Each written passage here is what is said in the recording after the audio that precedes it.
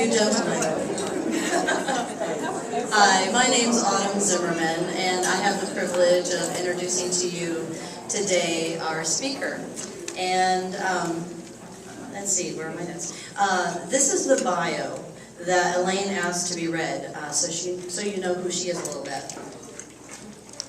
Elaine Zimmerman will be sharing the remarkable and beautiful journey God allowed her to travel with her daughter, Stacie. Stacie has a complex seizure syndrome and an intellectual and developmental disabilities. Elaine is a pastor's wife, mother, and Lutheran elementary school teacher. She's retired now. She serves on the Disability Ministry Task Force for the California, Nevada, Hawaii District of the Lutheran Church Missouri Synod. And out of her life experiences with her daughter, Elaine has a passion for walking together with people who have disabilities and with their families. She is active in various ministries at St. John's Lutheran Church here in Napa, including teaching a twice-monthly Sunday Bible class for adults with special needs. And that's her bio, but she's so much more. I have the privilege of knowing her as grandmother to my children, and more recently, great-grandma. I know her as my mother-in-law, but mostly I just know her as mom. 1 Corinthians 13 says, "Love is patient, love is kind. It does not envy, it does not boast, it is not proud. It is not rude. It is not self-seeking, it is not easily angered, and it keeps no record of wrongs. Love does not delight in evil, but rejoices with the truth." And I know we associate that verse with weddings usually, but when I read that verse, I associate it with my mother-in-law because she embodies that Bible verse for me. She lives it every single day. Quite frankly, I won the mother-in-law lottery. And as some of you have heard me complain, my biggest complaint of her is that she's perfect. And I mean seriously perfect. I have never heard or smelled her ever pass gas. It's unnatural, I'm telling you. And I apologize, Mom, if that embarrasses you. It's weird. But anyway, if I could be half the person that my mother-in-law is, I will know that I will be pleasing to Jesus. In fact, I feel confident that when my mother-in-law, Elaine, passes on to her heavenly life chapter, God will most certainly say to her, "Well done, good and faithful servant." So it is my privilege to introduce to you one of my favorite people, Elaine Zimmerman.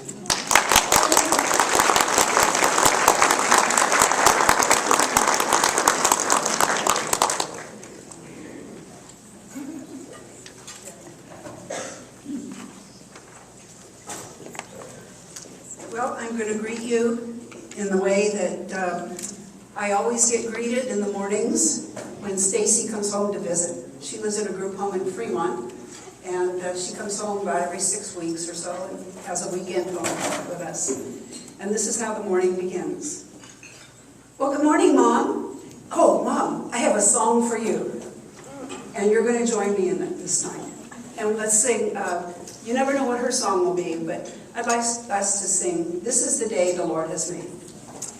This is the day that the Lord has made, that the Lord has made.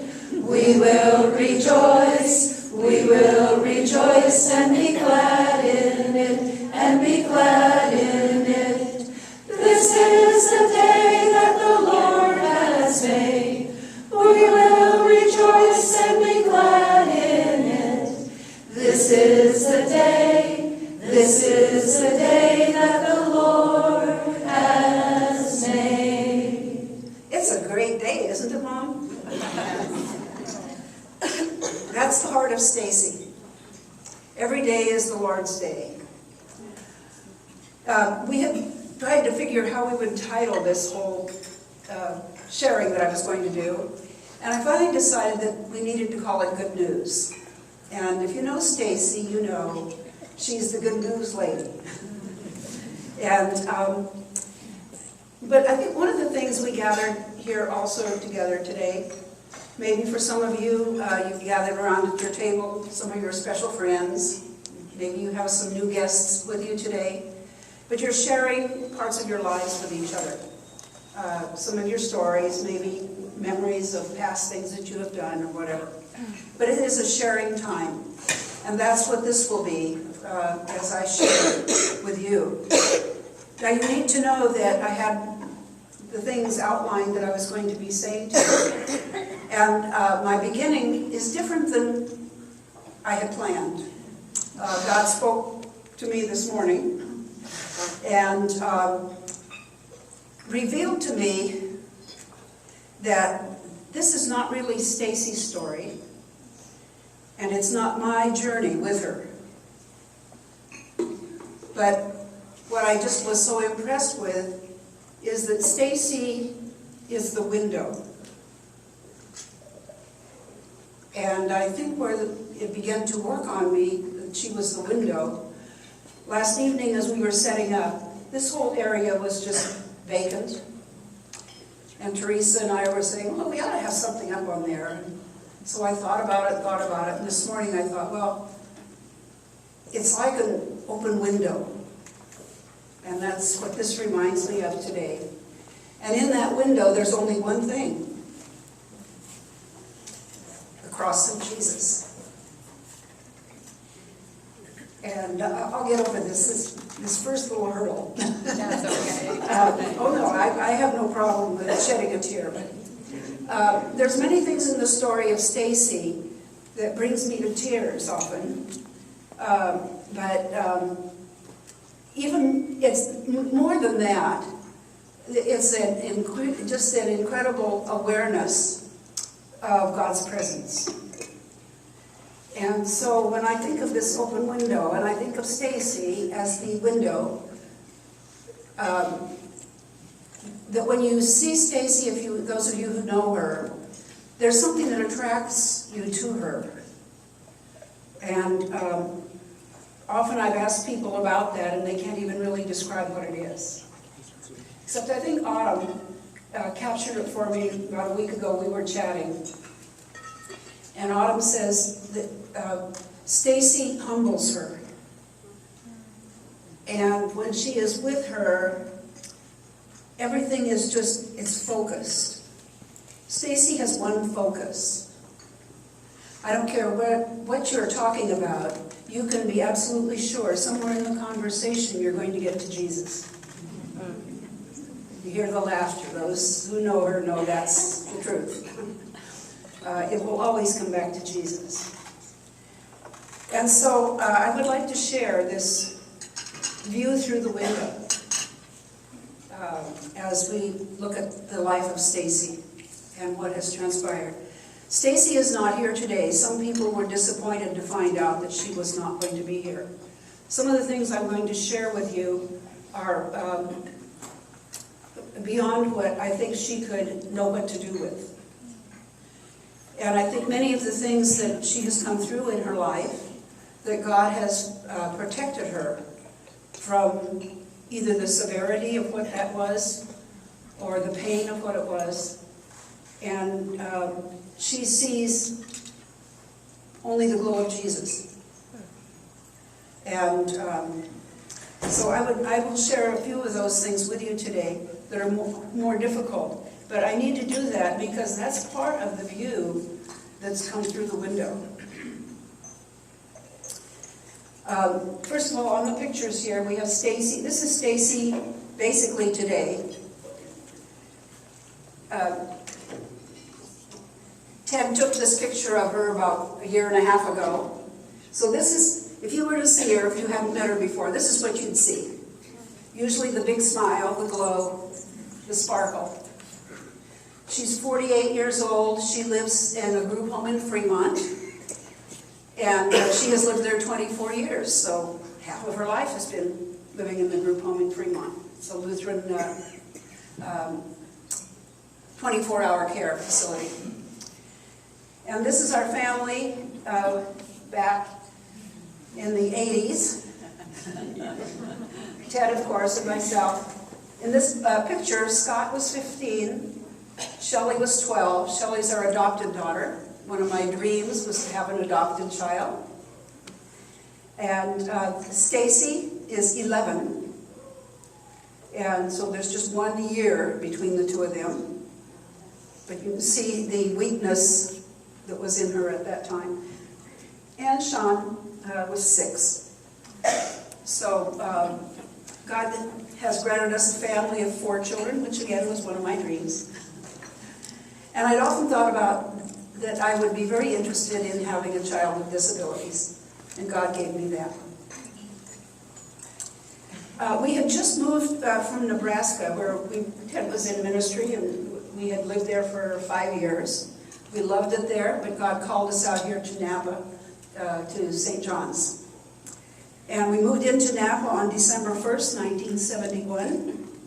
Ted was installed the following Sunday on the 5th of December, and Stacie was born on the 15th. So it was a whirlwind.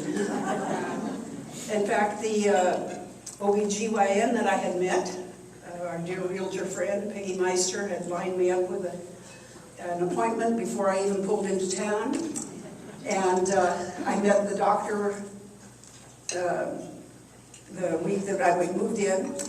The day Stacie was delivered, I had met a new doctor. That doctor was out of town. So it was a whirlwind. But when I first met Stacie, this little bundle, something in my being, precious as she was, I had this feeling that we would not have her for long. I don't even know where that came from, but I didn't tell anyone. I didn't even tell Ted about that. I thought, you know, that's just a mother's weariness kept creeping in maybe. But when Stacie was about 2 months old, I discovered that she had no hip sockets. And, but that was cared for by wise doctors. She was triple diapered for a year, and she wore like a plastic taco that fit up over the diapers and kept the legs focused in just perfectly onto the hip plate. And those little sockets formed. And so she had no difficulty with that. And she didn't know that she wasn't supposed to be in a taco. Her development was very normal, it seemed. She was sitting, crawling, standing, walking. Everything seemed to go along fine. Her speech was adequate, though by the time she was 2.5, it seemed that she wasn't quite as fluent as a lot of other kids at that age, at least in forming of sentences.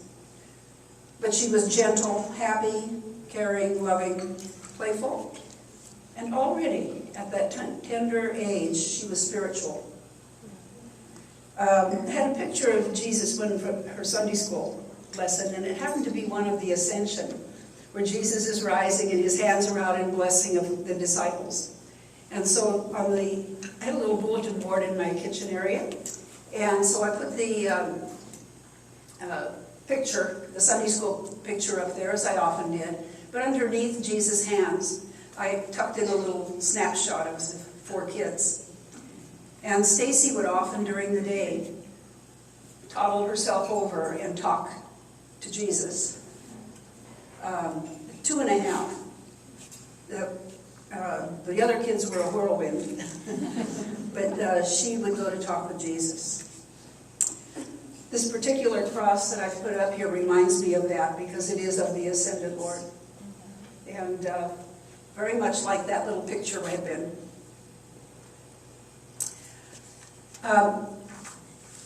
When she was not quite 3, her birthday, of course, in December, the end of October, she and I had been over, and Shelley, her sister, had been over here on the playground doing playground duty. And as we left the grounds, Stacie was very upset. She wanted to stay at the playground. And but we needed to leave and get home. School was going on. And as I drove down on Linda Vista, Stacie opened the car door in the back. And I turned to checked that, but apparently at the same time I pulled the wheel.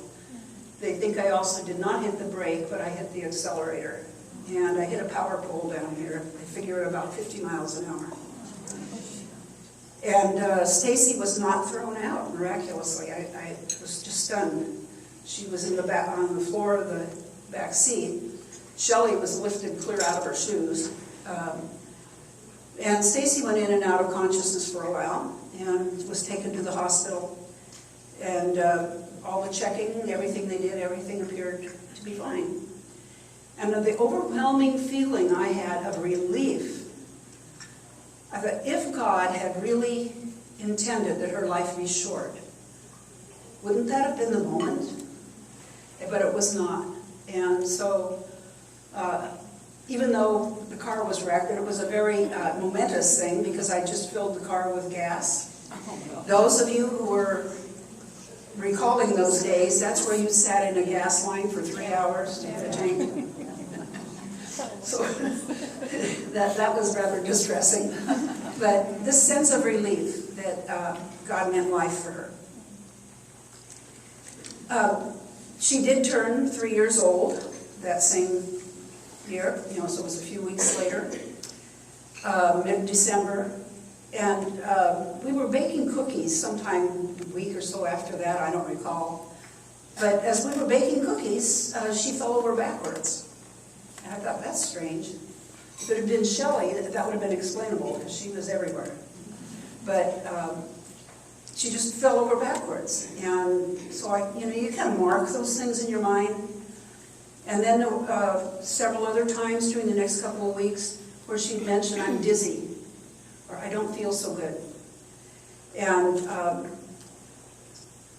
and then I also recalled a babysitter had asked me if Stacie sleeps with her eyes open.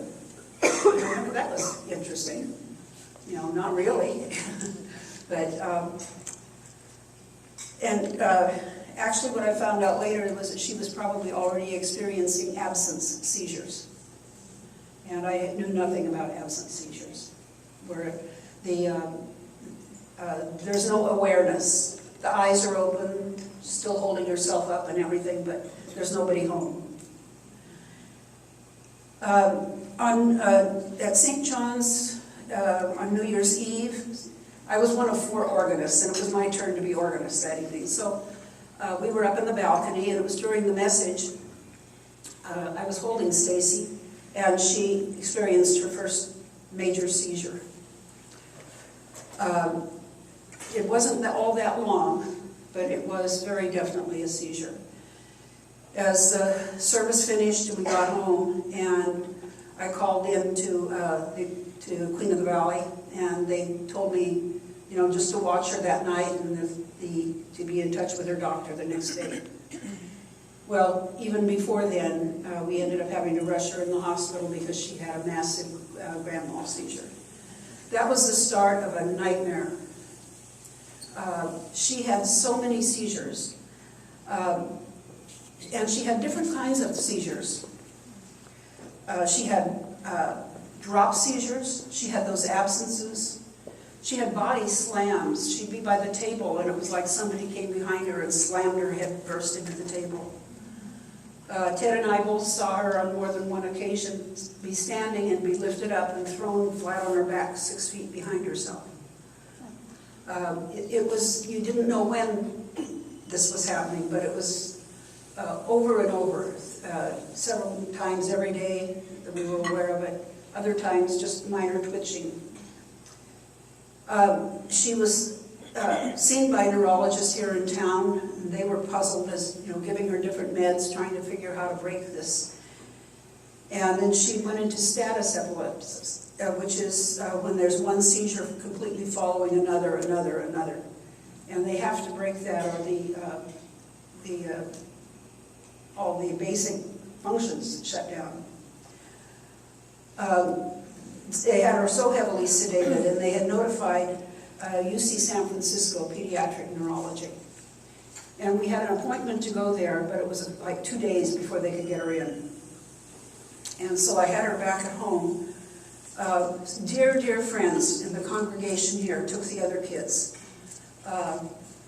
Scott and Shelley, and Sean wasn't even born yet, but took the kids and kept them so that all I could do was just to keep track of Stacie. And I remember I was sitting in a rocking chair holding her and just, being watchful. And she had a massive grand mal seizure, and just incredibly difficult one.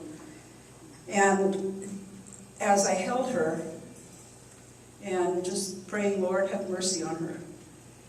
And suddenly her body just glowed. People might think I'm just making that up, but I'm not. Her body just radiated light. And she said so clearly, my Jesus is holding me. She had not talked in over a week because of all the drugs and everything. And as soon as she said, my Jesus is holding me, her body just relaxed. It was so calm, so peaceful, and the smile on her. And what happened in that moment was that, looking through this window, I had this sense that Jesus was just everywhere, and that he was truly holding her. And I took her and put her into her crib, and my next move was to move my cot out of her bedroom, because I just knew that if God needed me, he'd wake me. The angels were watching her and would care for her. And my anxiety and my fear were gone. Literally gone. Just trusting her fully to God's care. And it was at that point that I told Ted this nagging feeling I'd had over those couple of years that she wouldn't be with us long. But that didn't even matter anymore to me. I just had this intense peace that there wasn't anything I could do that could prolong her life one moment longer than what God willed for her. And there was a real releasing of her and really all my family, just to God's care, and to just live, to enjoy, and to treasure that peace that he brings. That's been the staying thing that has stuck with me over all of these years. And as I said, Stacie's now 48. But that's the undergirding event. It's still emblazoned in my mind. That event was in 1975. And it's carried us through all kinds of times. And there have been some incredible ones. But this Romans 8, I'm convinced that neither death nor life, nor angels nor demons, neither the present nor the future, nor any powers, neither height nor depth, nor anything else in all creation, will be able to separate us from the love of God that is in Christ Jesus our Lord. Amen. And that's the anchor. And if you suffer from a disability, or if someone you love suffers with a disability, or you feel that it's a suffering, I'm going to talk to you more about that later, but just know that entrust yourself and entrust your loved ones to Jesus' care, and know his peace, the peace that comes, the peace beyond our understanding, we often say. When we did get to San Francisco, to the pediatric neurology, we learned that Stacie has a very rare form of epilepsy. She has 4 different seizure types, and this particular syndrome is called Lennox-Gastaut syndrome. There's not much that they, at least in those days, were able to do for Lennox-Gastaut. And I think her doctor summed it up for us. Our first thought was, where do you buy the helmet to protect her? We never even got to that question, because his words to us were, let her experience life to the fullest, and your job is to pick up the pieces. Some of you know what I mean. Picking up the pieces. And so if you looked in her photo album or anything today, you'll see we've let her experience a lot of life. She's been on mountaintops and sailboats under the Golden Gate Bridge, and she's been, you name it. We've taken her there. Stacie, her seizures continued many times every week. Plus, between the ones you could see, she was having subclinicals. They estimated that she was having, probably, counting the subclinicals, up to 100 seizures per hour. And so it very quickly began to rob her of many of her abilities for getting around, for speaking, and so forth. She had many, well, we had doctor visits, ER trips, hospital or ambulance rides, crazy medication routines, trying to find something that would help. Disrupted family life. We had all kinds of advice from everybody wanting to help. That sense of helplessness, but if you heard of something you want to share it, you try this, try that, have you tried this? But we still carried on with life. She had many broken bones, broken teeth from falls. And within a year, by the time she was 4, she had lost a lot of her ability to be able to chew well, to swallow food and drink. By age 4, she had lost her ability to speak. One of the things at our evening dinner table we always did was that the kids would take turns saying the table prayer. And so we'd give ideas, the others would give ideas what to pray for. And it was usually friends and, the childhood list of prayers. And it was Stacie's turn, and I recall, and her speech had been especially ragged that day. And I was tempted to say, well, why don't, give it to one of the others. But I said, no, it's her turn. They said, can't somebody else do it today? I said, no, it's her turn. So the suggestions were given what to pray. And this was one of the last times that we heard her talk.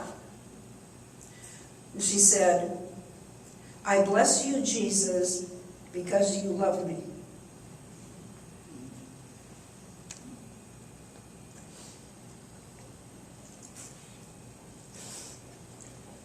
How often do we go to prayer and we ask God to bless us? Help this, or give me that, or we take our complaints to Him. But for Stacie, what does she do? She blesses the Lord. And why? Simply because He loves her. This child, throughout the years, and she still does it, things that she says are simple, but so profound. And it touches my soul. One of my favorite phrases from Scripture is how Mary pondered these things in her heart. And these kinds of little things I ponder.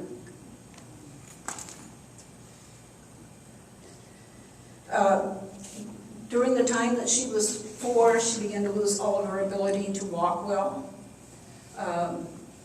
She'd always had very weak ankles, basically not, or arches.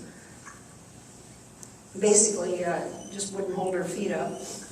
And so she required leg bracing, which she wore for many years.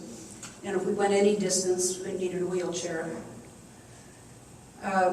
She had the heavy drugs that she was on brought great lethargy and a loss of her muscle tone. We'd have to tie her into chairs to help to keep her up, even in a chair by the table.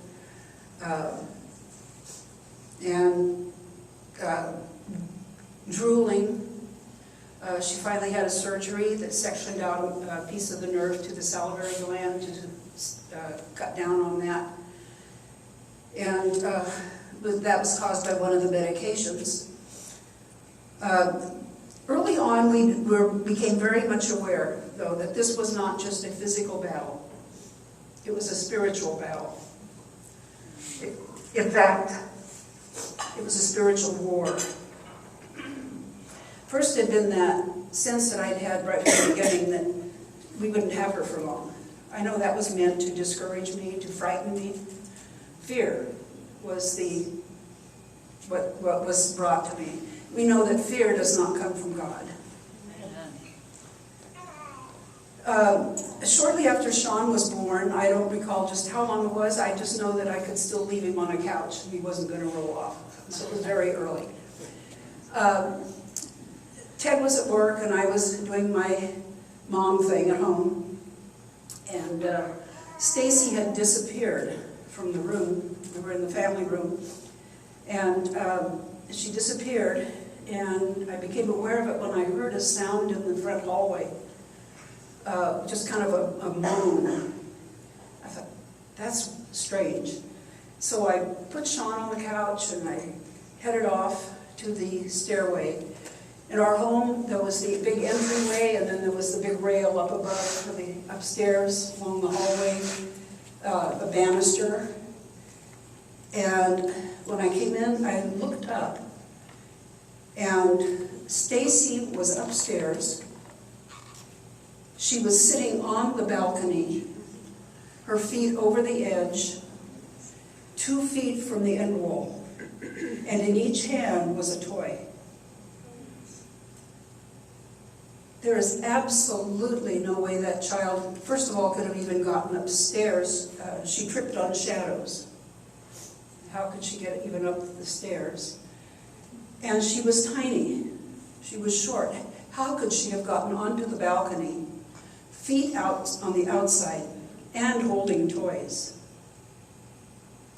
I know it was the enemy. And it was to crush me. And as I looked up, my first thought was, I cannot stay here or she'll roll off. And I just, in my heart, cried, Lord, have mercy. And ran up the stairs and brought her from the backside down, brought her downstairs. Got myself downstairs and to the phone, no cell phones in those days, to the phone and called the office and told them, just tell Ted to get home. It was so overwhelming. But I know that that was meant to frighten me and to destroy Ted and I.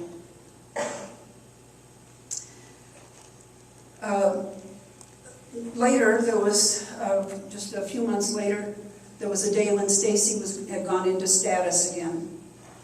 And I was in the kitchen, I called her neurologist in San Francisco, and they said, get her down to the hospital. And so I was flinging stuff together in the kitchen, bottles for the baby, and phone call to the Hammonds, because they always took Sean. He was their baby boy. And to our friends, the Schlegs, for the other kids, so I could head off. And as I was getting stuff piled into my baby bag, a deep, dark voice behind me said, are you ready to curse God now? And I remember just saying, never. And I began to just sing Stacie's songs. All the Sunday school songs. You know, this is the day. You know, praise him, praise him. Jesus loves me, you name it. And within 15 minutes, Stacie, who could barely walk herself around, wanted outside. She went outside and was running around in the yard. And I called the neurology department again, and they said, do not bring her down here. Enjoy the day. And again, that was a dark happening, but it was so clear to me that we were in a spiritual battle, and that the intent was not to harm Stacie. It was a tool by which this was to affect Ted and I in the ministries that we were called to.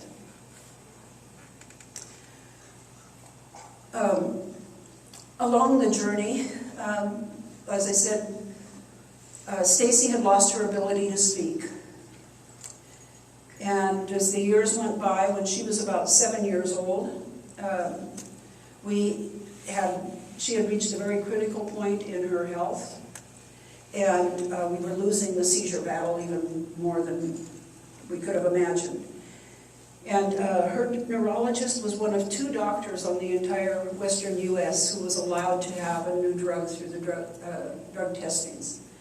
And each doctor was allowed 2 patients. Dr. Berg chose Stacie as one of his patients. And the drug was given to her, I don't know why, but it was later in the afternoon, it was getting close to dinner time, and so the staff just reminded me that the cafeteria at the hospital was closing, so I went down for a quick bite of supper. When I came back upstairs, Stacie's roommate, who happened to be an older teenager, came down the hallway. She was waiting by the elevator until I came out, and she says, "Come quickly, quickly." She says, "Stacie's trying to talk."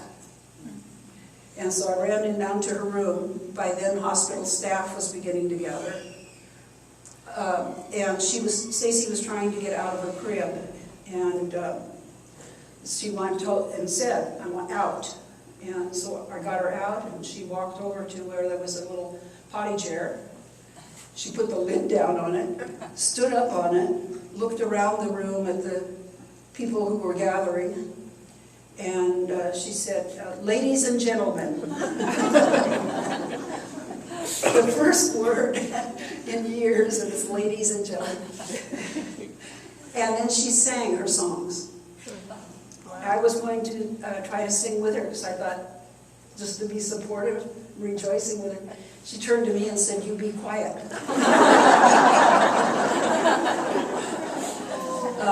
This was her expression. And she sang, I don't know how much time it was just stunning. Maybe 5 minutes, maybe 10 minutes, I don't know. I just don't recall. And then she got off the little platform and walked over to the crib and wanted back in. So we put her back in the crib. Somewhere in the records of the Drug Administration, this reaction has to be recorded.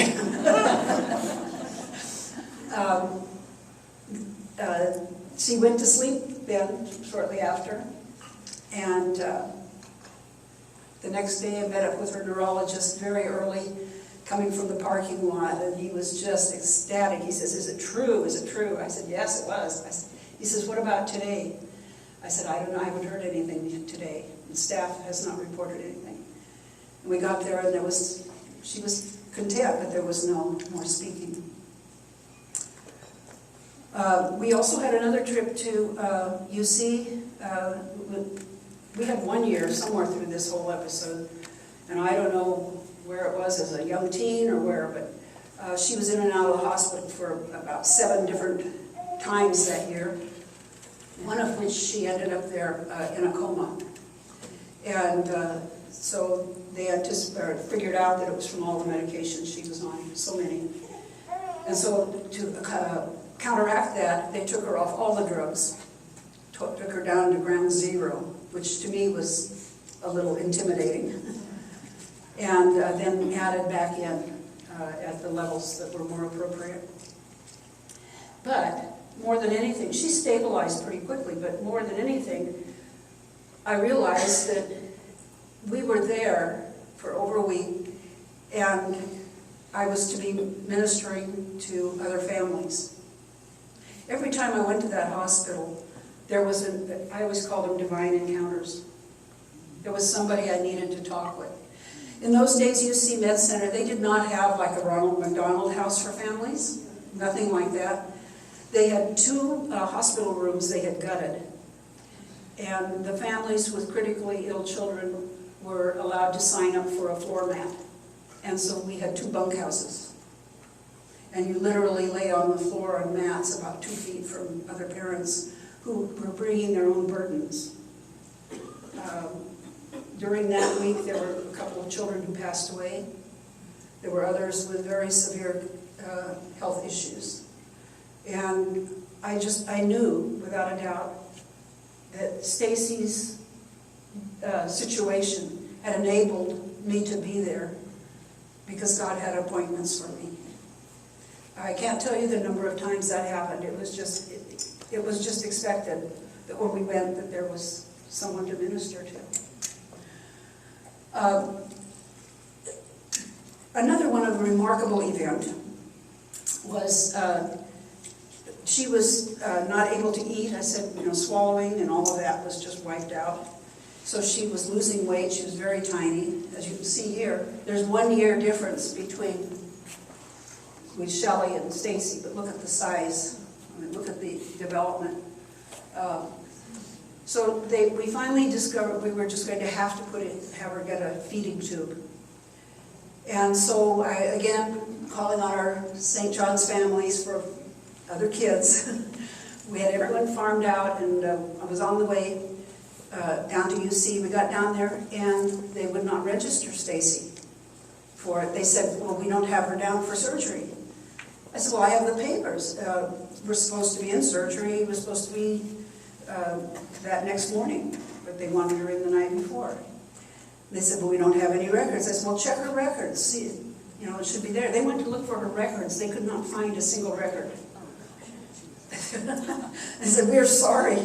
And they said, who was your surgeon? So I named the surgeon. She says, oh, he's in Europe. Oh, geez.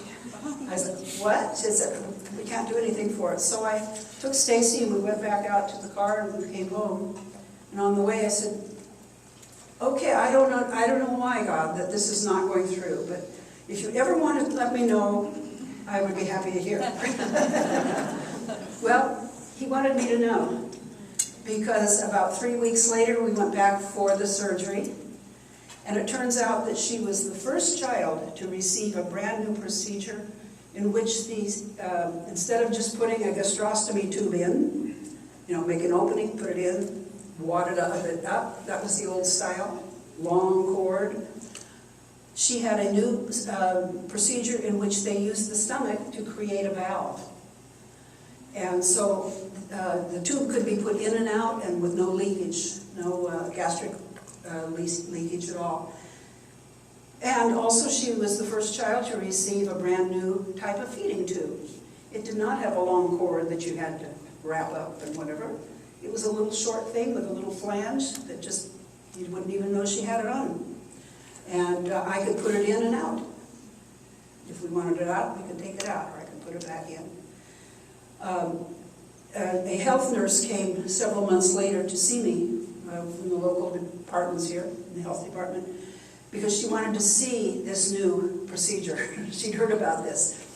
And she had just been over treating another child who had a gastrostomy tube. That child had gastric acid ulcers almost completely around the waist. So God again had protected Stacie and provided his care for her. I said that the one marker right at the beginning where she says, Jesus is holding me, was one huge marker. There's another second remarkable marker. And this one came with, Ted had been at a pastor's conference down in the Monterey area at a Silomar or somewhere. And he was always so good at trying to find little times that we could get away. Because there's nothing like this intensive caregiving that wears you out. A lot of you, I know, understand that because you've been in that role before. It's very exhausting. And so he had made arrangements that I would take the bus down to Monterey, meet him there, and then we'd have the weekend together, away from family and all. So again, my dear friends took my family, all my kids. And I was a little concerned with Stacie. She hadn't felt real well, but and my friend Fran, of course, had to do the feeding tubes and everything else. But she was up to that.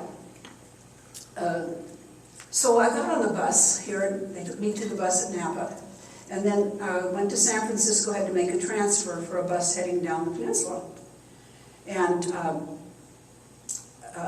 I got on the bus and the transfer, and there were about 5 of us that got on there. It was just one of these big buses, 50, 60 passenger, I don't know, great big Greyhound. And the driver got on, and I thought, okay, we're going to be going. Nice, peaceful, quiet ride. And before the door shut, this elderly African-American man got on, and he comes down the aisle, and he sits at my seat. I don't care what nationality he is. We have a bus of all these empty seats, and he chooses to sit at my seat. But my mother had taught me well, so I didn't complain. And we just, made just a little acquaintance with each other and chatted a little bit. And then we just kind of settled back into this ride. Shortly before we got down to Monterey, he turns to me and he says, I'm getting off soon. You listen to me and you listen to me well. You don't hurry her none. I thought, that's kind of strange. He says, you don't hurry her none. So I thought, okay. So we get up, go a little bit farther, we get close, and he says, remember, you don't hurry her none. And he got up, and we had stopped at a railroad crossing, and the driver dutifully opened the door at the railroad crossing. The man stepped out and vanished. Gone.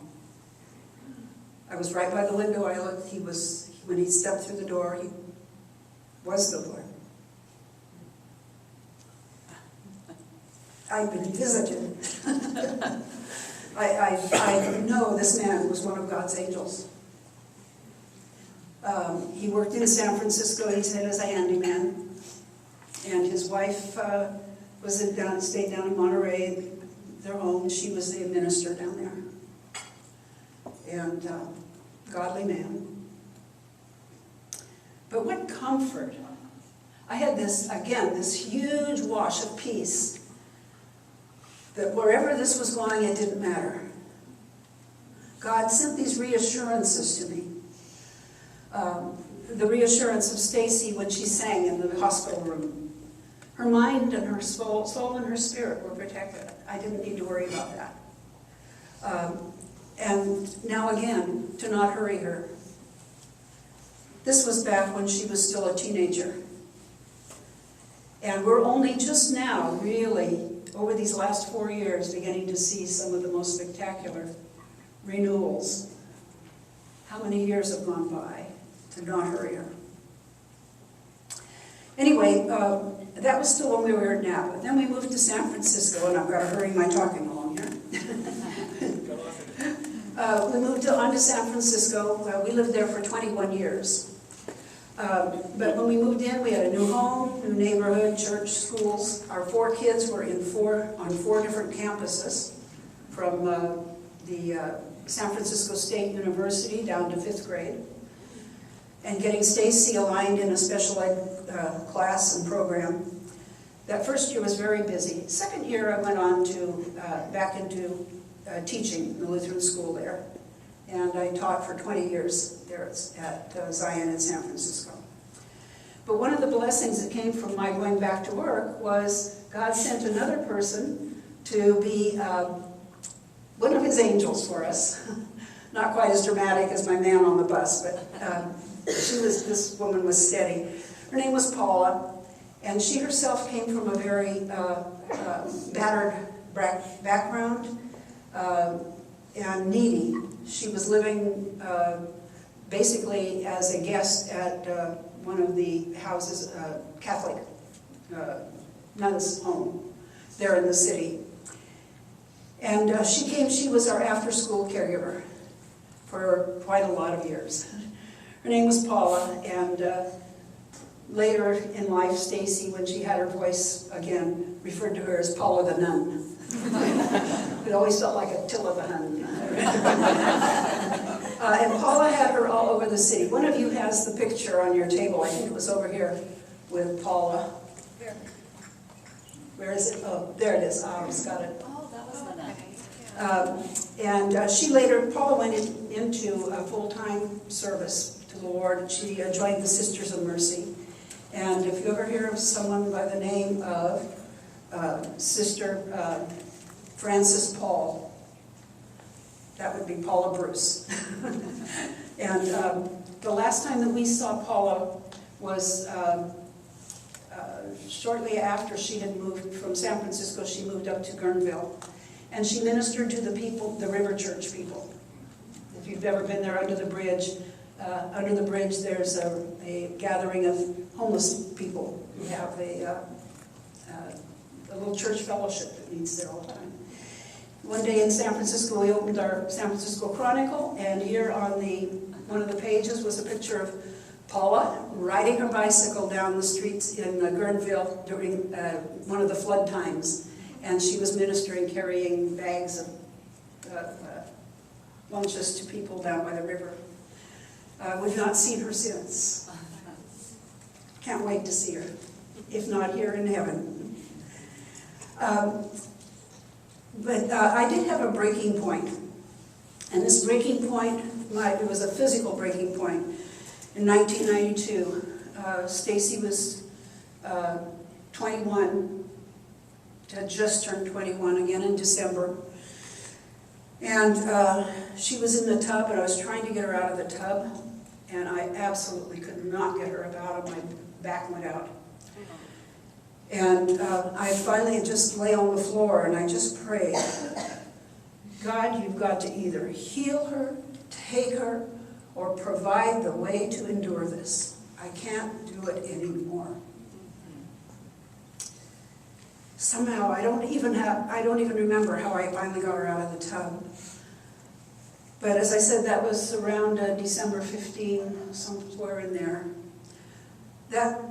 Shortly after that, a week and a half, Sunday before Christmas, Zion, we were in the fireside room, the kids gathered around the Christmas tree area, we were singing Christmas carols. And Stacie got so restless. She just was trying to get away from me. And I said, so she could do a little bit of sign language, but she was so spastic. I'd say, do you need to use the restroom? No, signing, no, this is no. But she's going like this at me. I said, do you need a drink? No. Are you sick? No. And just getting so upset with me. And then she began moaning, and finally I realized she was trying to sing with the kids. The Christmas carols. It was when it suddenly became aware of what that was, what she was doing. Because she usually didn't even make noises. It was just silence. It had been 17 years of silence. And finally, as I said, realized she was trying to sing. And then on Christmas Eve, she sang along in the church service, but God allowed it to sound like a descant. It was so beautiful. It was stunning. And within a couple of weeks after that, we began to get the first words. All her words came back just like your babies would have learned, only very fast. And within a year, she had fairly good speech. And we began to discover that all these years she had been absorbing all kinds of things. She knew people's names. She knew their pet names, dogs' names. She knew their kids. It was just really so exciting. Our neurologist had to see a speech therapist initially when she began making these noises. And the speech therapist says, well, I don't know why he sent you here. There's nothing that can be done. It's just futile. That was not right for him to have sent you here with that hope. And all I could think of was, well, in my mind, you don't know our God. So I'm going to pray for you. Anyway, with this newfound voice that she had, there came some special challenges, and that's because she still had to go through the terrible twos, the traumatic threes, all those sassy things. And so we had a lot of that to work through. She did, though, get her act together enough that she had been in all of the special ed programming. She graduated from Wallenberg High School in San Francisco at age of 22 from the special ed programming. And my table happened to have her graduation picture.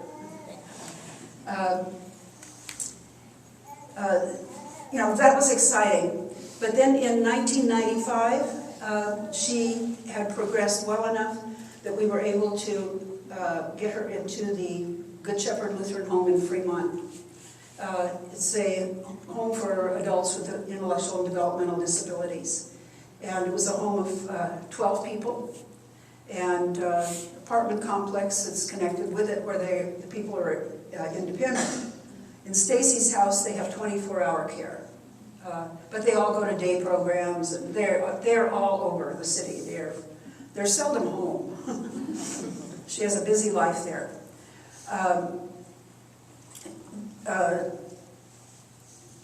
She had a lot of changing of medications. The seizures still were continuing. And then she was starting to read, and then another blow. She no sooner was beginning to try to read than we discovered that she was blind in her left eye. She had some scar that had formed between her former eye appointment and the next one. And it has wiped out all but just a tiny little bit of ray around the outside. There's a scar that's right onto the, bordering onto the optic nerve. I thought, well, how ironic. She loved books, and now that she's getting to read, she's experiencing some blindness. But then I remembered, somehow God's going to use it. And he has, that's for sure. The seizures, though, we just couldn't keep up with them. And in October 2015, she ended up at Stanford Epilepsy Center. And she received a vagus nerve stimulator. It's like a heart monitor or a heart pacemaker is what I'm going to say. And then the wire goes up to the vagus nerve. And for some reason, the stimulation that she receives from that, every 3 minutes she has a 30-second vibration. And it somehow controls the seizures. And that plus another drug change. And she has been seizure-free. Not just better, seizure-free now for over 4 years. Wow. And I think back to You Don't Hurry Her None. She was like 44 when that happened. Then there's still a little fine-tuning going on. Last year, she had, again, the Lord allowed me to be present at her home to help discover this, that she had an abscess that was very radical. The doctor said if we hadn't caught it when we did, she would have been in sepsis within another few hours. But she had her abscess surgery just a little over a year ago now, and it took 3 months of intense care for her to receive the full healing from that. She came home and stayed with Ted and I during those 3 months, and it was such a blessing. When I first found out that she either had to be in a nursing home, which was not a good scene for her, or for her to come home. And I saw what kind of care she was going to have. I thought, I don't know if I can do this. But God provided that for me. In some in-home nursing care and whatnot was provided as well. And it gave us an opportunity to get to know her again, really get to know her. Not just the 2-day weekend bit. And to see her spirit during those 3 months, I never once had a complaint from her. And the abscess was a perirectal abscess, so every trip to the bathroom meant dressing changes. There were days there were over 20 dressing changes. Wow. And never once did she complain. God just covered her. And her spirit was so sweet and grateful. And every morning, I've got a song for you, Mom. And her prayers. Her prayer life is incredible. You get a little taste of it at church on Sunday mornings, those who are at early service, when she comes home. But she will spend an hour by her bedside at night. She doesn't just lay in her bed and pray. She kneels. And it's a full conversation with God. She sits in the front row at church, so when it's communion time, she's first at communion, up at the rail. She's the last one to leave the rail. And she's like Hannah in the Bible. with her mouth moving, and they thought she was drunk. Stacie's talking to the Lord. That's how she is. That's her focus. That's her window. I mean, that's where you'll find her, at the feet of Jesus. Reading the Bible. She cannot get enough Bibles. I have a St. John's Bible out here, and it's open in the Gospels. She knows where to go. She goes to the Bible, and she will tell you, do you read the Bible? And you better, hopefully you can say yes. She says, well, if you don't, she said, well, you should. If you read the Bible, you will find Jesus. And again, as I tell you, she cannot read other than a few words, but she looks through page by page. Again, she spends about an hour. She reads from the start of the New Testament to the end, and she finds Jesus, Christ, God, love, and it's her delight. And I think, again, how profound. We've got all the Bible, we've got all the Old Testament, New Testament, but if you read your Bible, you'll find Jesus. It's simple. It's not complicated. This is an art project she made at her school. She goes to a day program at Hayward Recreation Center. She did have a job at ARC doing piecemeal work when she first went down. I knew it would fail because I didn't tell her, but I knew her job there would fail. She had to get up and be on the bus by 7:15. That was the end of that. But also that was very much just doing the pieces. Where she attends now, on that bench, about 3 months in, or 4 months in, she called and she said, I got fired. I said, what happened? They said I got fired. Well, I found out she'd been to work twice.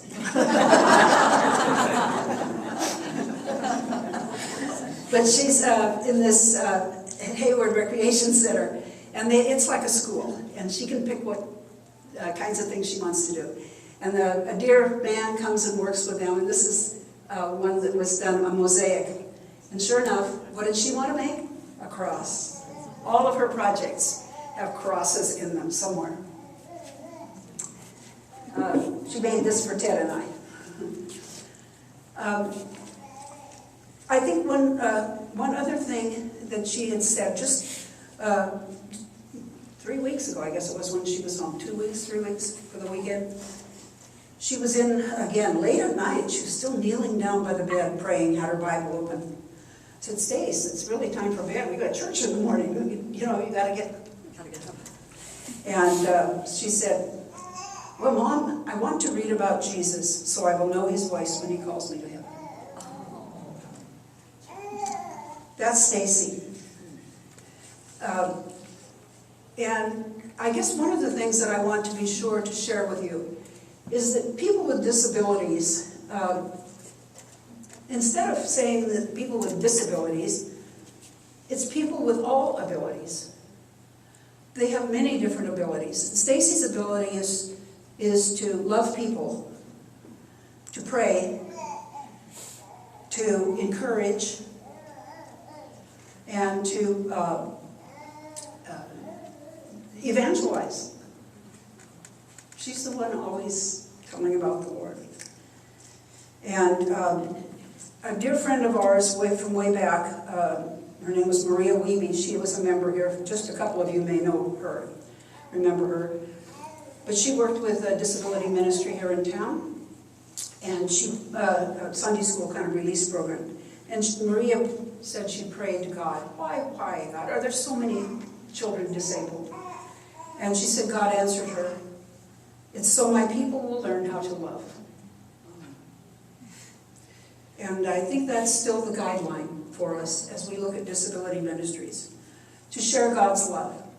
And to let these people who do have different abilities, perhaps than what we think are the most useful ones, to allow them the opportunity to share their abilities with us.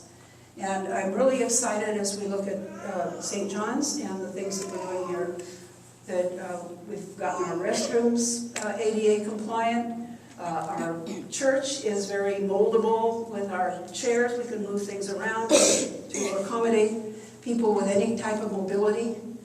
And I think also what I've seen over the last few years too is a real openness of heart to love people of all abilities.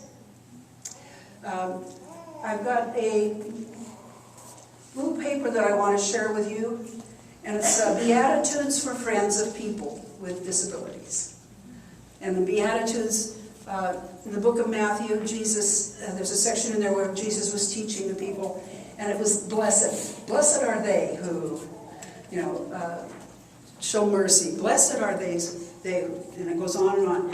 And there's some blesseds here for those of you as you relate to people with disabilities. So I hope that all of you take heart for yourselves and your families, for whatever special folks that you will be showing love to, and or for your own special needs, and know that God is with you, and He loves you, and He has a plan for you. And I think that's it.